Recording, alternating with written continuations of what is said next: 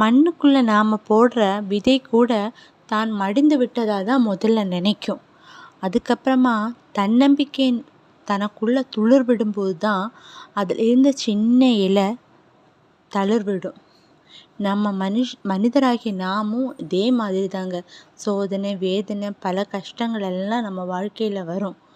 ஆனால் நமக்குள்ளே இருக்கக்கூடிய தன்னம்பிக்கை எப்போ துளிர் விடுதோ அப்போ தான் நம்ம வாழ்க்கை ஒரு ஸ்டெப் முன்னாடி தளர் விடுங்க.